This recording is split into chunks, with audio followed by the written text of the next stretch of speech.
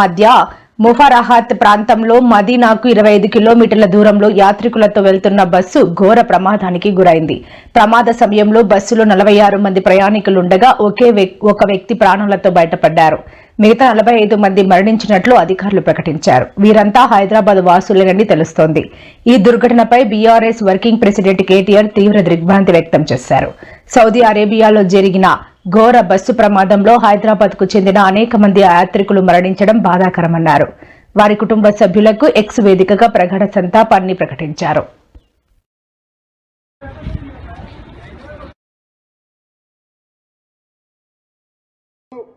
ఇప్పుడే మక్కా దగ్గర జరిగినటువంటి యాక్సిడెంట్ లో దాదాపు 42 మంది చనిపోతే అందులో 16 మంది హైదరాబాద్ సంబంధించిన వాళ్ళు ఉన్నారు.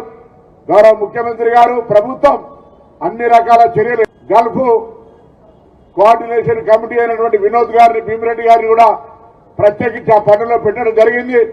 అన్ని రకాల చర్యలు ప్రభుత్వం పక్షాన్ని తీసుకుంటూ వారికి సానుభూతిని సంతాపాన్ని కూడా తెలంగాణ ప్రభుత్వం పక్షాన్ని వ్యక్తం చేస్తా ఉన్నాం. ఇది ఒక దుర్ఘటన. ఈ దుర్ఘటనలో హైదరాబాద్ 16 మంది అక్కడికక్కడే మృతి చెందినారు. వారి మృతి పట్ల సంతాపాన్ని సానుభూతిని వ్యక్తం చేస్తూ ప్రభుత్వ పక్షాన కూడా అన్ని రకాల చర్యలు తీసుకుంటున్నామనే మాట ఈ సందర్భంగా మనవి చేస్తూ